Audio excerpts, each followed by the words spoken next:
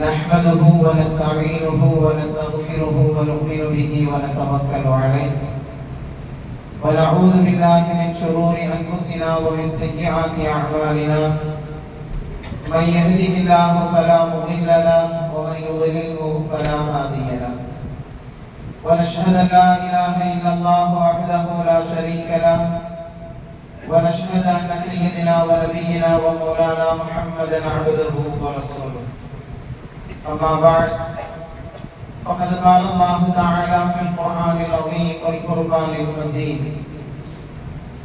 أعوذ بالله من الشيطان الرجيم بفضل بسم الله الرحمن الرحيم قل إن كنتم تحبون الله فاتبعوني يحببكم الله ويغفر لكم ذنوبكم والله غفور رحيم صدق الله العظيم قال نبينا وحبيبنا وشفيعنا محمد رسول الله صلى الله عليه وسلم أدبوا أولادكم على ثلاث خصال حب نبيكم وحب أهل بيته وقراءة القرآن صدق رسول الله صلى الله عليه وسلم ربي اشرح لي صدري ويسر لي أمري واحلل عقدة من لساني يفقهوا قولي اللهم ربي زدني علما رضينا بالله ربا وبالإسلام دينا وبمحمد صلى الله عليه وسلم نبيا ورسولا وبمحي الدين عبد القادر الجيلاني قدس الله سره العزيز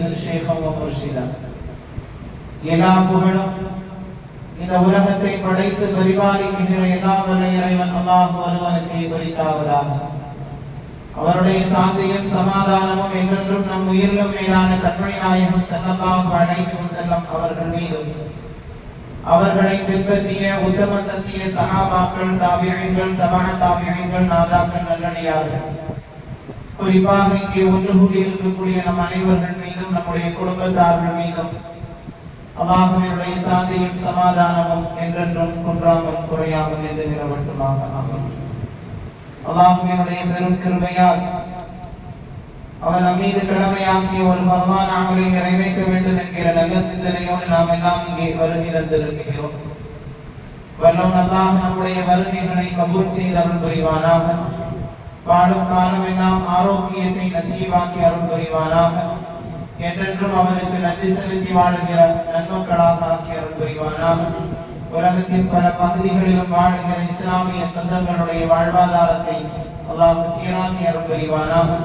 குறிப்பாக பலஸ்தீன் மக்களுடைய வாழ்க்கைக்கு அல்லாஹ் எல்லா விதமான நலவுகளையும் ஏற்படுத்தி அருள் புரிவானாக. வெற்றி அவர்களுக்கு நசீவாக்கி அருள் புரிவானாக. நடைபெற்றிருக்கக்கூடிய எல்லா சூழல்களையும் அல்லாஹ் மாற்றி அவர்களுக்கு சாதகமான ஒரு நல்ல சூழலை அல்லாஹ் ஏற்படுத்தி அருள் புரிவானாக. நம் நாட்டிலும் ஷரியத்தை பின்பற்றி எக்காலமும் வாழுகிற நல்ல தௌஃபீகை அல்லாஹ் நம் எல்லோருக்கும் நசீவாக்கி அருள் புரிவானாக. ஆமீன் ஆமீன் யா ரப்பல் ஆலமீன். சங்கைக்கும் மிகுந்த மரியாதைக்கும் உரித்தான அல்லாஹ்வின் நல்லடியார்கள்,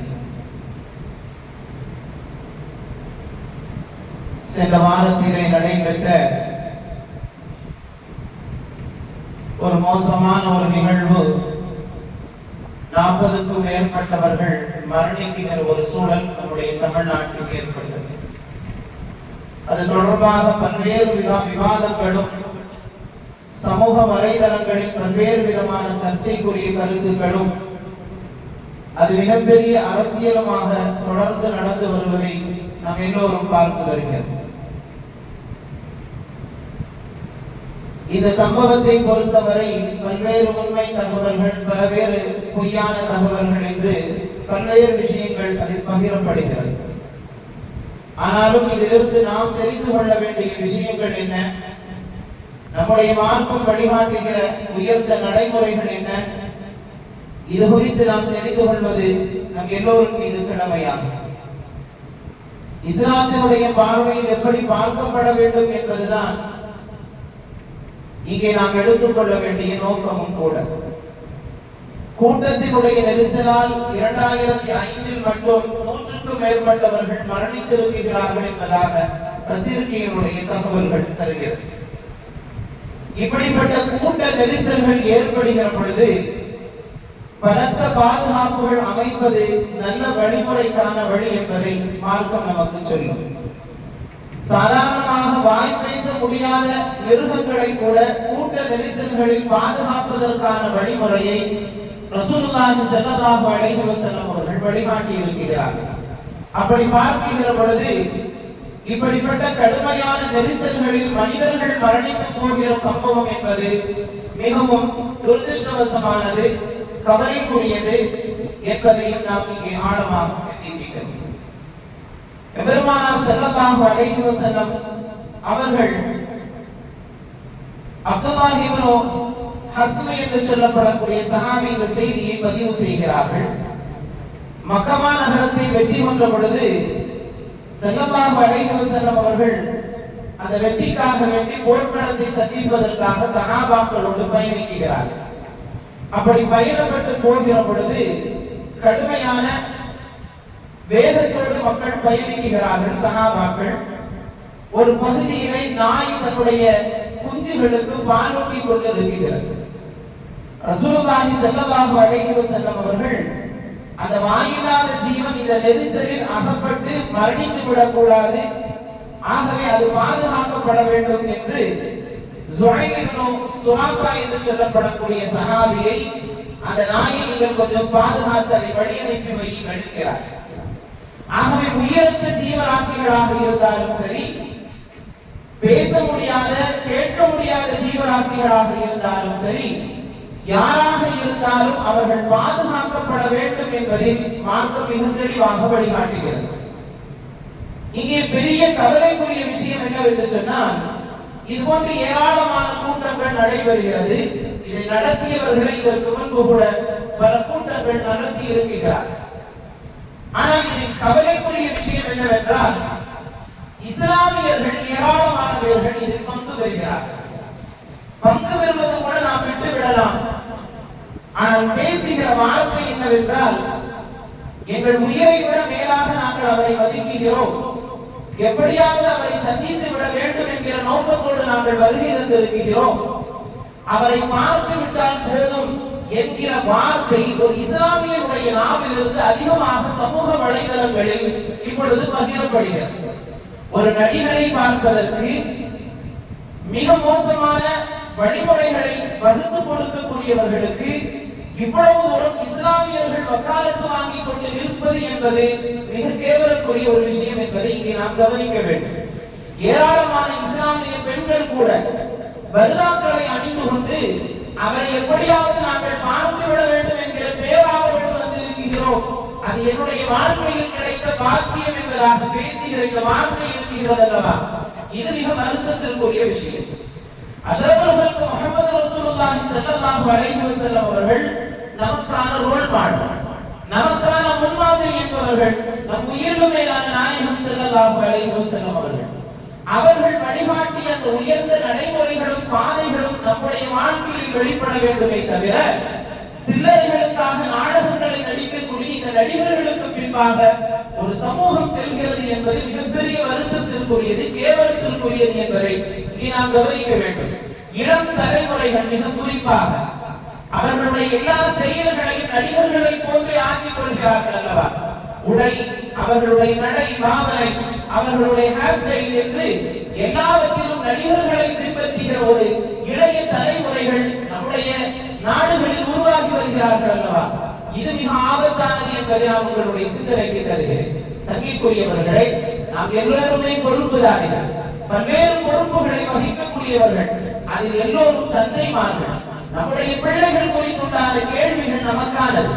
ஆகவே அந்த பிள்ளைகளுடைய வளர்ப்பு தொடர்பாக எத்தனையோ வாரங்கள் நாம் தொடர்ந்து பேசி இருக்கிறோம்.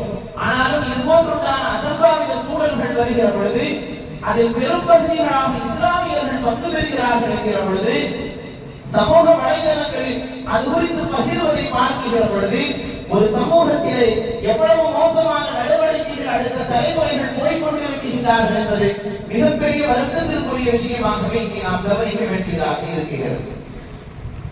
நபிகள் நாயகம் ஸல்லல்லாஹு அலைஹி வஸல்லம் அவர்கள் நமக்கான முன்மாதிரியானவர்கள். நாம் எப்படி வாழ வேண்டும், எப்படிப்பட்ட நடைமுறைகளை நாம் மேற்கொள்ள வேண்டும், எப்படி வாழ்வதற்கான வழிமுறைகளை ஏற்படுத்திக் கொள்ள வேண்டும் என்கிற அத்துணை பட்டியலும் நாயகம் ஸல்லல்லாஹு அலைஹி வஸல்லம் அவர்களால் நமக்கு தரப்பட்டு இருக்கின்றது.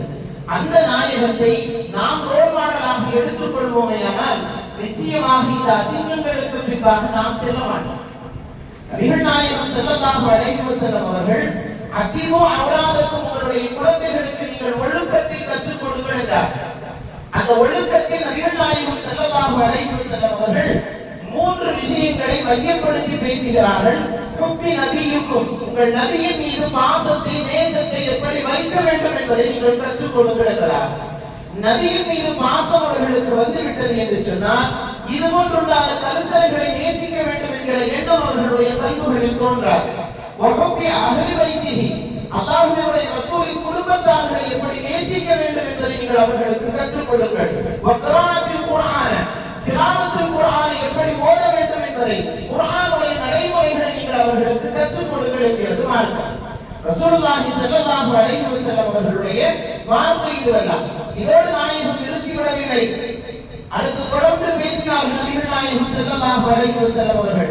காரணம் என்னவென்றால், நிழலில்லாத அந்த நாளில், நிழல் பெற முடியாத அந்த சூழலில் யாருக்கு அல்லாஹ் நிழல் தருகிறான் என்று சொன்னால், அல்லாஹ்வுடைய பாதையில் தங்களுடைய வாழ்க்கையை அமைத்துக் கொண்டவர்களுக்கு, அல்லாஹ்வுக்கு காட்டிய உயர்ந்த நடைமுறைகளை தங்களுடைய பாதையில் அமைத்துக் கொண்டவர்களுக்கு, நம் உயர்ந்த மேலான கண்மணி நாயகம் ஸல்லல்லாஹு அலைஹி வஸல்லம் அவர்கள் காட்டிய உயர்ந்த நடைமுறையும் பண்பையும் எடுத்துக் கொண்டவர்களுக்கு நிழலில்லாத அந்த நாளில் அல்லாஹ் நிழல் கொடுக்கிறான் என்பதால், ஆகவே அந்த நிழலில்லாத காலகட்டத்திலும் சூழலிலும் நிழல் பெறுவதற்கான வழிமுறைகளை நாம் பெற்றுக்கொள்ள வேண்டும் என்று சொன்னால் யாரை நேசிக்க வேண்டும், எப்படி நேசிக்க வேண்டும், அந்த நேசம் எப்படி இருக்க வேண்டும், அதன் வழியாக நாம் என்னென்ன வழிமுறைகள் இருக்கின்றதோ அது அத்தனையும் நம்முடைய பிள்ளைகளுக்கு நாம் கற்றுக் கொடுக்க கடமைப்பட்டிருக்கின்றோம்.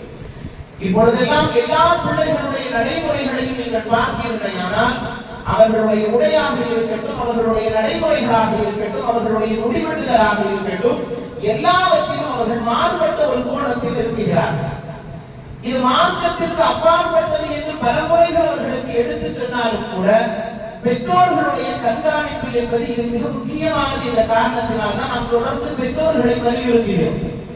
அவர்கள் முடிவெட்டி வருவதற்கான பணத்தை கொடுப்பது பெற்றோர்கள் தான். எப்படி வெட்ட வேண்டும் என்கின்ற வழிமுறைகளையும் கற்றுக் கொடுக்க வேண்டிய கடமையும் அந்த பெற்றோர்களுக்கு இருக்குதான். ஆனால் இது எல்லாவற்றிலும் பெற்றோர்கள் பொறுப்பற்ற ஒரு நடவடிக்கையை கையாளுவதனுடைய விளைவு அவர்கள் சர்வசாதாரணமாக எல்லா தவறையும் இதெல்லாம் ஒரு பிரச்சனையா என்கிற ஒரு கண்ணோட்டத்தில் பார்ப்பதனுடைய விளைவு அது தவறு என்று அவர்களுக்கு தெரிவதில்லை. ரசூலுல்லாஹி ஸல்லல்லாஹு அலைஹி வஸல்லம் அவர்கள் தலைமுடி எப்படி வெட்ட வேண்டும், நகங்கள் எப்படி கத்தரிக்க வேண்டும், ஒரு எல்லாவற்றுக்கான நடைமுறைகளை நமக்கு கற்றுத் தந்தவர்கள் நாயகம் ஸல்லல்லாஹு அலைஹி வஸல்லம் அவர்கள். எந்த விஷயத்தையும் பெருமானார் ஸல்லல்லாஹு அலைஹி வஸல்லம் அவர்கள் நமக்கு விட்டு செல்லவில்லை, எல்லாவற்றையும் கற்றுத் தந்திருக்கிறார். ஆகவே அந்த உயர்ந்த நடைமுறைகளை நம்முடைய பிள்ளைகளுக்கு சரியான விஷயத்தை நாம் எத்தி வைத்து அவர்களை உருவாக்க கடமைப்பட்டிருக்கிறோம். இப்பொழுதெல்லாம் இந்த பாசமும் நேசமும் அந்த பிரியமும் எங்கே நிற்கிறது என்று சொன்னால் இது போன்றுண்டான தவறான நடிகர்களை பார்த்து அவர்களுடைய வாழ்க்கையை சரி செய்து கொள்ளலாம் என்பதாக எண்ணுகிறார்கள். ஒரு 3 மணி நேர சினிமா ஒரு மனிதனை மாற்றி விடுமா என்று சொன்னால் நிச்சயமாக மாற்றிவிடார். ஒரு 3 மணி நேர சினிமாக்கள் யாரையாவது திருத்தி இருக்கின்றதா என்று சொன்னால் நிச்சயமாக கிடையாது. திருடுவதற்கான அத்தனை வழிமுறைகளையும் ஒரு சினிமா காட்டி கொடுக்கிறது. அரசியலில் இருக்கக்கூடிய மிக ஆபத்தான வழிமுறைகளை சினிமாக்கள் காட்டி கொடுக்கிறது. ஒரு சமூகத்தினுடைய நல்ல நடவடிக்கைகள் அத்தனையும் சீர்குலைக்கிற நடவடிக்கைகளை ஒரு சினிமா கற்றுக் கொடுக்கிறது, ஒரு பாடல்கள் கற்றுக் கொடுக்கிறது என்று சொன்னால் அது எப்படி ஒரு சமூகத்திற்கான வழிகாட்டுதலாக இருக்க முடியும்? ஒரு சினிமா ஒருவனை திருத்திவிடும் என்று எப்படி நம்ப முடியும்? ஆனால் அப்படி நம்புகிற சமூகமாக இங்கு மாறி வருகிறது.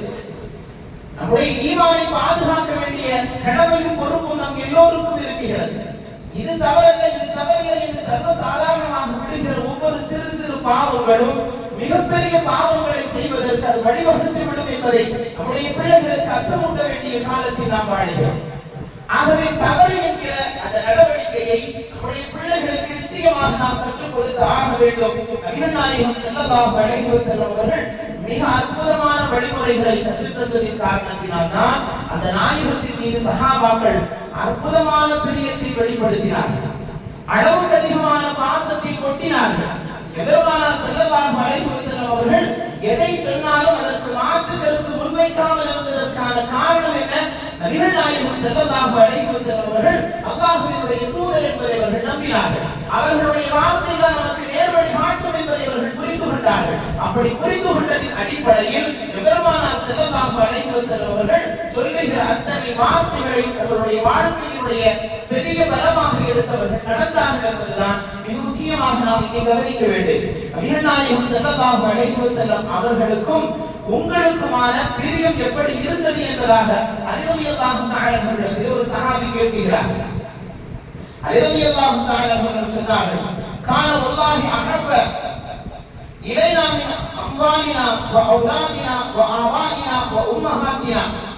ரசூலுல்லாஹி ஸல்லல்லாஹு அலைஹி வஸல்லம் அவர்கள் மீது தாங்கள் வைத்திருந்த பாசத்தை நேசத்தை அலி ரலியல்லாஹு தஆலா அவர்கள் பதிவு செய்கிற பொழுது இந்த வாசகத்தை குறிப்பிடுகிறார்கள். நாங்கள் எங்களுடைய பொருளாதாரத்தை விட, எங்களுடைய மக்களை விட, எங்களுடைய தாய் தந்தையர்களை விட நாங்கள் எல்லாவற்றிற்கும் மேலாக நாயகத்தை நேசிக்கக்கூடியவர்களாக இருந்தோம், பிரியப்படக்கூடியவர்களாக இருந்தோம் என்று சொல்லிவிட்டு மிக கடுமையான வறண்டு கிடக்கக்கூடிய தாகத்தினுடைய உச்சத்தில் இருக்கிற பொழுது ஒருவனுக்கு குளிர்ந்த நீர் கொடுத்தால் அந்த நீரை விட அதை விட எங்களுடைய பாசம் நபிகள் நாயகம் ஸல்லல்லாஹு அலைஹி வஸல்லம் அவர்கள் மீதுதான். மிக கடுமையான நீர் தாகத்தில் இருக்கிற பொழுது ஒரு மனிதன் தண்ணீரை பிரியப்படுவான். நாங்கள் அந்த நேரத்திலும் கூட பெருமானார் ஸல்லல்லாஹு அலைஹி வஸல்லம் அவர்கள் மீது வைத்திருக்கக்கூடிய பாசத்தை தான் நாங்கள் முன்னிலைப்படுத்துவோம் என்று அலி ரலியல்லாஹு தஆலா அவர்கள் பதிவு செய்கிறார்கள் என்றால் சஹாபாக்களுடைய நேசம் என்பது இப்படித்தான் இருந்தது. அவர்களுடைய வழிமுறைகள் என்பது இப்படித்தான் இருந்தது. நபிகள் நாயகம் ஸல்லல்லாஹு அலைஹி வஸல்லம் அவர்களை உயர்வாக அவர்கள் கருதியதின் காரணத்தினால், எண்ணியதின் காரணத்தினால் தங்களுடைய வாழ்க்கையின் எல்லா நடைமுறைகளிலும் அவர்களை கொண்டு வந்தார்கள் அந்த சஹாபாக்கள்.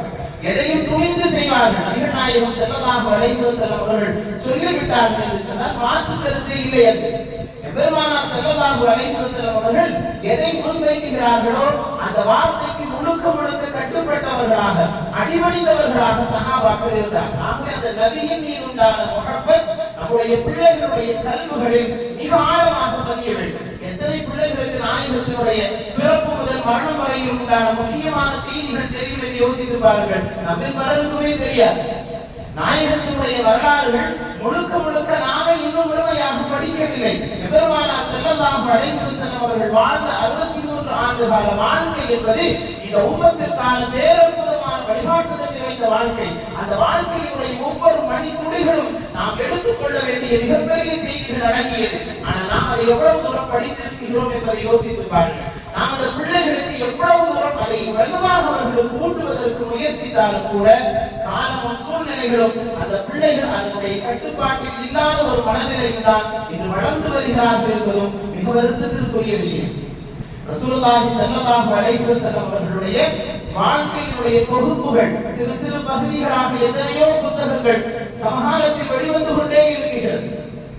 அந்த புத்தகங்களை வாங்கி படித்தாலே நாயகத்தினுடைய நடைமுறைகளும் செயல்பாடுகளும் எப்படி இருந்தது என்பது நமக்கு தெரியும். வாசிப்பு பழக்கம் நம்முடைய சமுதாயத்தில் இப்பொழுது குறைந்து விட்டதல்லவா? இதனுடைய விளைவுகள் பிள்ளைகள் மிக மோசமான நடவடிக்கைக்குள் போகுவதும், யாரை பிரியப்பட வேண்டும், யாரை நேசிக்க வேண்டும், என்ன செய்ய வேண்டும் என்கிற எந்த சிந்தனைகளும் எண்ணங்களும் இல்லாமலேயே உலகம் போகிற போக்கிலேயே போகிற ஒரு நடைமுறைகளை இந்த பிள்ளைகள் தொடர்ந்து எடுத்து வருகிறார்கள். இது மிக ஆபத்தானது என்பதை நாம் இங்கே விளங்க வேண்டும். நபிகள் நாயகம் ஸல்லல்லாஹு அலைஹி வஸல்லம் அவர்களுடைய நகராக செயல்பட்டார்கள் சஹாபாக்கள். இப்னு உமர் ரலியல்லாஹு தஆலா அவர்கள் பெருமானார் ஸல்லல்லாஹு அலைஹி வஸல்லம் அவர்கள் மக்காவிலிருந்து மதீனாவிற்கு போகிற அந்த பாதையில் எங்கே ஓய்வு எடுத்தார்களோ அந்த இடத்தில் ஓய்வெடுத்து செல்லக்கூடியவர்களாக இருந்தார். சஹாபாக்களுடைய நாயகத்தின் மீது உண்டான பிரியமும் அவர்களுடைய செயல்பாடையும் எவ்வளவு தூரம் அவர்கள் பின்பற்றி இருக்கிறார்கள் என்பதை நாம் இங்கே கவனிக்க வேண்டும். பெருமானார் ஸல்லல்லாஹு அலைஹி வஸல்லம் அவர்கள் ஒரு மரத்தினுடைய நிழலில் அவர்கள் ஒதுங்கி இருப்பார்கள் என்று சொன்னால் சஹாபாக்களுக்கு தேவையில்லை என்று சொன்னாலும் அந்த நேரத்தில் அந்த இடத்தில் நாயகம் ஒதுங்கினார்கள். ஆகவே நான் ஒதுங்கி அதை ஓய்வெடுப்பேன் என்கின்ற அந்த நடைமுறை அவர்கள் வைத்திருந்தார்கள் என்று சொன்னால் பெருமானார் ஸல்லல்லாஹு அலைஹி வஸல்லம் அவர்களுடைய நடைமுறைகளை எவ்வளவு தூரம் அவர்கள் பின்பற்றி இருக்க வேண்டும் என்பதை நாம் இங்கே யோசிக்க வேண்டும். ஒன்றும் விடாமல் அத்தனையும் பின்பற்றினார்கள் சஹாபாக்கள். அபூபக்கர் சித்தீக் ரலியல்லாஹு தஆலா அவர்கள் உமர் ரலியல்லாஹு தஆலா அவர்கள் போன்ற பெரும் பெரும் சஹாபாக்கள் இருக்கிற அந்த சமூகத்திற்கு முன்பாக நபிகள் நாயகம் ஸல்லல்லாஹு அலைஹி வஸல்லம் அவர்கள் போர்க்களத்திற்கு தேவையான பொருளாதாரம் தேவைப்படுகிறது, யாரிடத்தில் எது இருக்கிறதோ நீங்கள் கொண்டு வாருங்கள் என்கின்ற அறிவிப்பை வைக்கிற பொழுது உமர் ரலியல்லாஹு தஆலா அவர்கள் தங்களுடைய வீட்டில் இருக்கக்கூடிய பொருளின் பாதியை கொண்டு வைத்தார். எவ்வளவு கொண்டு வந்தீர்கள் என்று கேட்கிற பொழுது வீட்டில் சரிவாதியை வைத்துவிட்டு நான் பாதி பொருளை கொண்டு வந்தேன் யா ரசூலல்லாஹ் என்றார். அடுத்த நாள் அபூபக்கர் சித்தீக் ரலியல்லாஹு தஆலா அவர்களுடைய அதே கேள்வி முன்வைக்கப்படுகிறது. அல்லாஹ்வுடைய ரசூலையும் தவிர என்னுடைய வீட்டில் எதுவும் இல்லை யா ரசூலல்லாஹ், எல்லாவற்றையும் நான் உங்களுடைய சமூகத்திற்கு முன்பாக வைத்து விட்டேன் என்றார்கள். அப்படியானால் நபிகள் நாயகம் ஸல்லல்லாஹு அலைஹி வஸல்லம் அவர்களை எவ்வளவு தூரம் அவர்கள் நேசித்து இருக்க வேண்டும், பின்பற்றி இருக்க வேண்டும், அவர்களுடைய வார்த்தைக்கு கட்டுப்பட்டு இருக்க வேண்டும். இந்த பரம்பரையில் வந்தவர்கள் தானே நாம், அந்த வழிமுறைகளில் வந்தவர்கள் தானே. ஆனால் இன்றைய தலைமுறைகள் அப்படிப்பட்ட ஒரு நல்லொழுக்கம் உள்ளவர்களாக இருக்கிறார்களா என்பதை மிகப்பெரிய கேள்விக்குறியாக நம்முடைய சமுதாயத்திற்கு முன் வைக்கப்பட வேண்டும். காரணம், நாயகத்தை குறித்துண்டான பெரும்பாலான செய்திகள் நம்முடைய சமூகத்தின் அடுத்த தலைமுறைகளுக்கு தெரியவில்லை. பெருமானார் ஸல்லல்லாஹு அலைஹி வஸல்லம் அவர்கள் எந்த அளவிற்கு நேசிக்கப்பட வேண்டியவர்கள் என்பதை நாம் இங்கே கவனிக்க வேண்டும். அபூபக்கர் சித்தீக் ரலியல்லாஹு தஆலா அவர்கள் எந்த ஒரு நடைமுறைகளையும் விடமாட்டார்கள். விடாமல் இருப்பதற்கான காரணத்தை கேட்கிற பொழுது சொல்லுவார்கள், ஏதாவது ஒன்று விட்டு விட்டேன் என்று சொன்னால் நான் வழிதவறி விடுவேனோ என்று நான் பயப்படுகிறேன், அச்சப்படுகிறேன் என்பார். அந்த அளவிற்கு நபிகள் நாயகம் ஸல்லல்லாஹு அலைஹி வஸல்லம் அவர்களுடைய நடவடிக்கை தங்களுடைய வாழ்க்கையில் வெளிப்படுத்தக்கூடியவர்களாக இருந்தார். அதே போன்றுதான் ஒவ்வொரு சஹாபாக்களுடைய நடவடிக்கைகள். ஹுதைபியா என்று சொல்லப்படக்கூடிய ஒரு தோழர் நபிகள் நாயகம் ஸல்லல்லாஹு அலைஹி வஸல்லம் அவர்கள் ஈரானை வெற்றி கொண்டு அந்த தேசத்திலே அமைச்சரவையிலே இருந்து பேசக்கூடிய ஒரு சூழல் ஏற்படுகிறது இவர்களுக்கு. நபிகள் நாயகம் ஸல்லல்லாஹு அலைஹி வஸல்லம் அவர்களால் வார்த்தெடுக்கப்பட்ட சஹாபாக்கள் எவ்வளவு தூரம் நபியினுடைய சுன்னத்தை பேணி இருக்கிறார்கள் என்பதை நாம் இங்கே யோசிக்க வேண்டும். அந்த சமூகத்திலே பெரும் பெரும் அதிபர்களும் அமைச்சர்களும் அமர்ந்து இருக்கிறார்கள். அவர்களுக்கான விருந்து உபசரிக்கப்படுகிறது. இந்த நேரத்தில் இவர்களுக்கான உணவு வைக்கப்படுகிறது. அதிலிருந்து சில உணவுகள் கீழே விழுந்து விட்டது. இந்த சஹாபி எடுத்து அதை சுத்தம் செய்து அதை உணவை சாப்பிடுகிறார். அக்கம்பக்கத்தில் இருப்பவர்கள் எல்லாம் அதை பார்த்து கேலி செய்கிறார்கள். கீழே விழுந்த உணவை எடுத்து சாப்பிடுவதை பார்த்து கேலி செய்யப்படுகிறது. அந்த சஹாபி சொன்ன வார்த்தை, இந்த மடையர்களுக்காக வேண்டி நாயகத்தினுடைய ஒரு சுண்ணத்தை நான் விடுவதா? நிச்சயமாக என்னால் விட முடியாது. அது எவ்வளவு பெரிய சபையாக இருக்கட்டும். ரசூலுல்லாஹி ஸல்லல்லாஹு அலைஹி வஸல்லம் அவர்கள் நாம் உணவருந்துகிற பொழுது நம்முடைய தட்டிலிருந்து ஏதாவது உணவு கீழே விழுந்து விட்டது என்று சொன்னால் அதை சுத்தம் செய்து சாப்பிட சொல்லி இருக்கிறார்கள். ஆகவே இந்த மடையர்களுக்காக வேண்டி நாயகத்தினுடைய சுண்ணத்தை என்னால் விட முடியாது என்று சொன்னார்கள் என்றால் இந்த சஹாபாக்களுடைய நடவடிக்கைகள் எவ்வளவு தூரம் சுன்னத்தை பேணுதலில் இருந்தது என்பதை நாம் யோசிக்க வேண்டும். சுன்னத்தி என்றால் என்ன, பருவு என்று சொன்னால் என்ன, எந்தெந்த அமல்கள் எப்படி செய்யப்பட வேண்டும், ஒதுவினுடைய கடமைகள் என்ன, எல்லாவற்றும் நம்முடைய பிள்ளைகளுக்கு தெரிந்திருக்கின்றதா என்பதை நீங்கள் கொஞ்சம் யோசித்து பாருங்கள். அதாவது நபிகள் நாயகம் ஸல்லல்லாஹு அலைஹி வஸல்லம் அவர்களை குறித்துண்டான செய்திகள் அவர்களுடைய கல்விகளில் கொண்டு சேர்க்கப்படுமையானால் அவர்கள் நாயகத்தை முழுமையாக தெரிந்து கொள்ள ஆசைப்படுவார்கள். அந்த ஆசை அமல்களை எப்படி செய்ய வேண்டும் என்கிற ஆர்வத்தையும் அவர்களுக்கு தூண்டும். நபியின் மீது முஹப்பத் அவர்களுக்கு அதிகமாகிவிட்டது என்று சொன்னால் எந்த ஒரு அமலையும் விட வேண்டும் என்கிற அந்த சூழல் அவர்களுக்கு சிந்தனையில் வராது. ஆகவே தான் நபிகள் நாயகம் ஸல்லல்லாஹு அலைஹி வஸல்லம் அவர்கள் முதலாவதாக அடிப்படையாக பிள்ளைகளுடைய கல்விகளில் அந்த நபியினுடைய முஹப்பத்தையும் அவர்களுடைய குடும்பத்தார்களுடைய முஹப்பத்தையும் குர்ஆனுடைய இல்மையும் அவர்களுடைய கல்விகளில் கொண்டு சேருங்கள் என்றார். ஆகவே இந்த அடிப்படையான அம்சங்கள் நம்முடைய பிள்ளைகள் உருவாக்கப்பட்டால் மட்டும்தான் அவர்கள் நல்லொழுக்கம் உள்ளவர்களாக வளர முடியும் என்பதில் சந்தேகம் இல்லை. சமகாலம் என்பது வழிகட்டு போவதற்கான அத்தனை வழிமுறைகளும் திறந்து இருக்கக்கூடிய காலம். ஆகவே இந்த போன்றுண்டான பிள்ளைகளுடைய தவறான நடவடிக்கைகளும் சிந்தனைகளும் மாற்றப்பட வேண்டுமானால் நபியினுடைய நேசத்தை அவர்களுடைய கல்புகளில் போடுங்கள். பிலால் ரலியல்லாஹு தஆலா அவர்கள் பெருமானார் ஸல்லல்லாஹு அலைஹி வஸல்லம் அவர்களை நேசித்த விதம் என்பது சாதாரணமானது அல்ல. நபிகள் நாயகம் ஸல்லல்லாஹு அலைஹி வஸல்லம் அவர்கள் மரணித்ததற்கு பின்பாக அந்த மதீனா நகரத்தில் நான் இருக்க மாட்டேன் என்று வெளியேறினார்கள். சில காலம் கழிந்து நபிகள் நாயகம் ஸல்லல்லாஹு அலைஹி வஸல்லம் அவர்களை மனாமில் பார்க்கிறார்கள். ஏன் என்னை சந்திக்க வரவில்லை என்பதாக நாயகம் கேட்டது போன்று உணர்கிறார்கள். ஓடோடி வருகிறார்கள் பிலால் ரலியல்லாஹு தஆலா அவர்கள் மதீனாவை நோக்கி. அஷ்ஹது லா இலாஹ இல்லல்லாஹ் அஷ்ஹது அன்ன முஹம்மது ரசூலுல்லாஹ் என்று வாங்கு சொல்லுகிற நேரத்தில் அவர்கள் அழுத அழுகை வரலாறு பதிவு செய்கிறது. அன்றைய தினம் போல் மதீனாவில் நாங்கள் யாரும் அழுததில்லை, அவ்வளவு தூரம் நாங்கள் கண்ணீர் வடித்தோம் பிலாலுடைய அழுகையை பார்த்து என்பதாக. அந்த நபியின் மீது கொண்டிருந்த நேசத்தின் பிரியத்தின் பாசத்தின் காரணத்தினால் அவர்கள் அவ்வளவு தூரம் அழுதார்கள் என்கிற செய்தியை நம்மால் பார்க்க முடிகிறது என்றால் அந்த நபியினுடைய முஹப்பத் நம்முடைய கல்புகளில் ஆழமாக பதிய வேண்டும். மிக முக்கியமாக அடுத்த தலைமுறைகளுக்கு அது கொண்டு சேர்க்கப்பட வேண்டும். அப்படி சேர்த்தால் மட்டும்தான் ஒழுக்கமானவர்களாக நல்லவர்களாக சாலிஹீன்களாக பிள்ளைகள் உருவாக்குவார்கள். இல்லை என்றால் இது போன்றுண்டான வழிகட்டவர்களுக்கு பின்னால் போவதுதான் நம்முடைய வாழ்க்கையில் வெற்றி பயணம் என்பதாக எடுத்துக்கொள்வார். காசை வாங்கி கொண்டு நடிகர் ஏதோ ஒன்று நடிக்கிறார். அந்த நடிகருடைய நடிப்பை பார்த்துவிட்டு இதுதான் வாழ்க்கை என்பதாக எண்ணிக்கொண்டு இவரும் அதுபோன்று வைத்து ஓட்ட வேண்டும் என்று ஆசைப்பட்டால் கடைசியில் மரணம் தான் அவருக்கு வந்து சேரும். அப்படி மரணித்த பிள்ளைகள் எத்தனை பேர்கள்? ஆகவே நம்முடைய பிள்ளைகள் எப்படி உருவாக்கப்பட வேண்டும் என்கிற மிக உயர்ந்த நடைமுறைகள் நம்முடைய மார்க்கம் நமக்கு கற்றுத் தருகிறது. அதன் அடிப்படையில் நாம் உருவாக்கினால் மட்டும்தான் நிச்சயமாக நாம் வெற்றி பெற முடியும் என்பதில் ஐயமில்லை. அபூபக்கர் சித்தீக் ரலியல்லாஹு தஆலா அவர்கள் மரணத்தினுடைய கடைசி தருணத்தில் இருக்கிறார். அப்படி மரணத்தினுடைய கடைசி நிலையில் இருக்கிற பொழுது அலி ரலியல்லாஹு தஆலா அவர்களை அழைத்து சொல்லுகிறார்கள், நான் மரணித்து விட்டால் என்னை நீங்கள் குளிப்பாட்ட வேண்டும் என்றார். ஏன் என்று கேட்கிறார்கள் அலி ரலியல்லாஹு தஆலா அவர்கள்.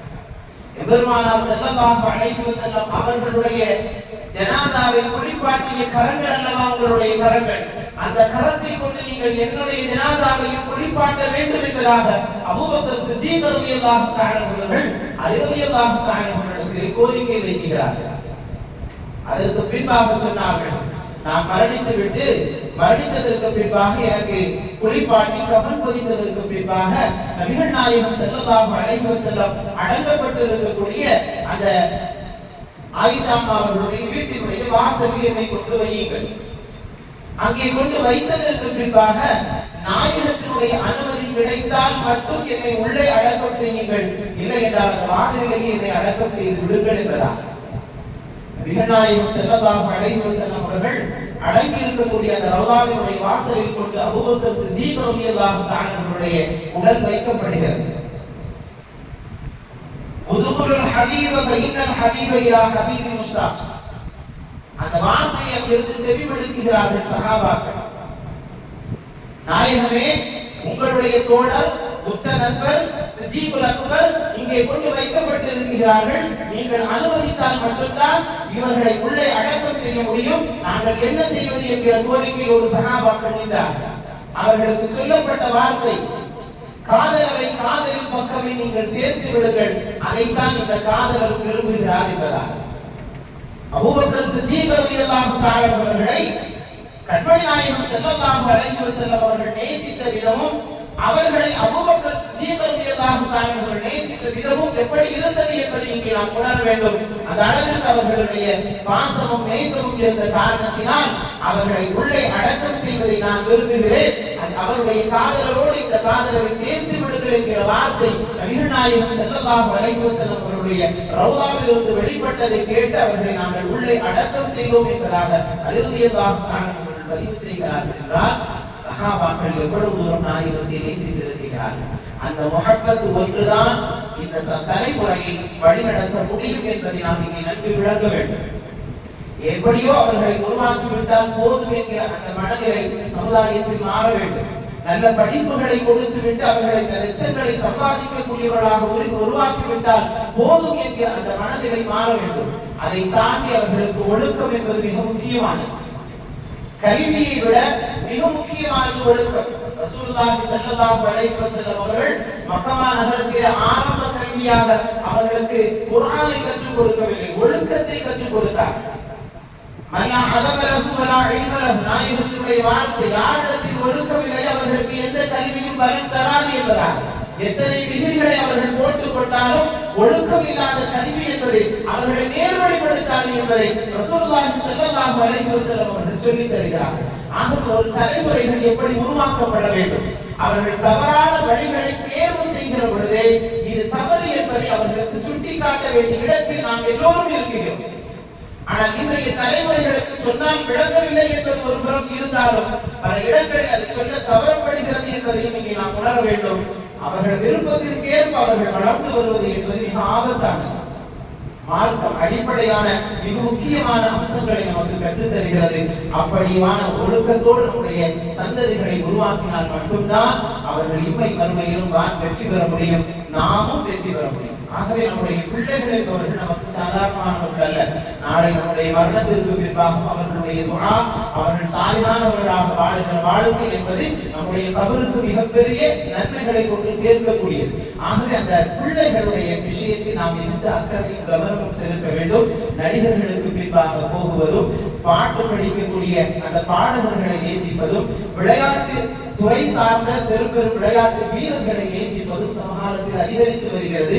அதுபோன்று தானும் நடக்க வேண்டும் என்கிற மனநிலையில் நடக்கிற பிள்ளைகளாக மாறுகிறார்கள். இதுபோன்றுண்டான நிலை என்பது மிக ஆபத்தானது என்பதை நாம் விளங்க வேண்டும். ஒரு காலகட்டத்தில் இதுபோன்றுண்டான மனநிலையில் சமுதாய பிள்ளைகள் இல்லை. ஆனால் இன்றைய தலைமுறைகளில் ஒரு 10, 14, 15 வயதுக்கு உட்பட்ட பிள்ளைகளுடைய மனநிலை என்பது வேறு விதமாக இருக்கிறது. ஒரு 30 வயதுக்கு அறிந்திருக்கக்கூடிய அத்துணை விஷயங்களையும் இந்த 16 வயது பிள்ளை அறிந்திருக்கக்கூடிய அளவிற்கு சமுதாயத்தில் எல்லாம் மறித்து போய்விட்டது என்பதையும் இங்கே நாம் விளங்க வேண்டும்.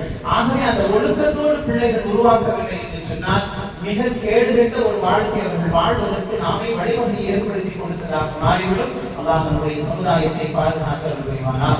ஒழுக்கமுடைய பிள்ளைகளாக நம்முடைய பிள்ளைகளை அல்லாஹ் உருவாக்கியல் புரிவானாக. நம்முடைய சமுதாயத்தின் பிள்ளைகளை அல்லாஹ் நேர்வழி பெற செய்வானாக.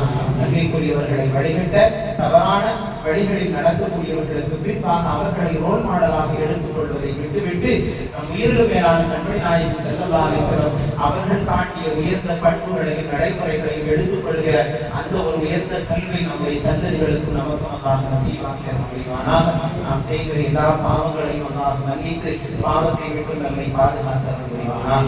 சங்கைக்குரிய அல்லாஹ்வின் நல்லடியார்களே,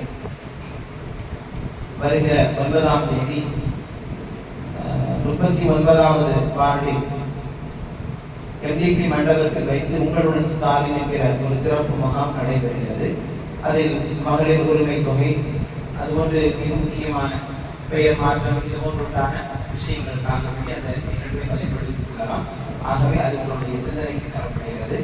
ஆகவே இதை நீங்கள் பயன்படுத்திக் கொள்ளுமாறு நிர்வாகத்தின் சார்பாக கேட்டுக்கொள்கிறேன். அல்லாஹ் நம்முடைய எண்ணங்களை, செயல்களை சாலியான அமல்களாக ஆக்கியருள் புரிவானாக. பலஸ்தீன் மக்களுக்காக தொடர்ந்து நீங்கள் துஆ செய்யுங்கள். நேற்றைய தினம் தமிழ்நாடு முழுவதும் பல பகுதிகளிலும் நோன்பு வைத்து அவர்களுக்காக துஆ செய்யப்பட்டது. அதை விட்டுவிட வேண்டாம். தொடர்ந்து அவர்களுக்காக துஆ செய்கிற பழக்கத்தை ஏற்படுத்திக் கொள்ளுங்கள். காரணம், அவர்களுக்கு சென்று சேர வேண்டிய உணவுகள் கூட கப்பல்களில் ஆங்காங்கே சிறைபிடித்து வைத்திருக்கக்கூடிய செய்திகள் கூட கேட்க முடியாது. ஆகவே அவர்களுக்கான உணவுகள் எல்லாவற்றையும் தடை செய்து எப்படி அவர்கள் அந்த மண்ணிலிருந்து முழுமையாக அப்புறப்படுத்தலாம் என்கிற அந்த சிந்தனையோடு செயல்படுகிறவர்களுக்கு அல்லாஹ் சரியான பாடத்தை புகட்டி அறிவுறுவானாக. அவர்களுடைய மண்ணில் அவர்கள் சுதந்திரமாக வாழுகிற நல்ல தௌஃபீக்கை அல்லாஹ் விரைவிலேயே ஏற்படுத்தி அறிவுறுவானாக. ஆமீன் ஆமீன்.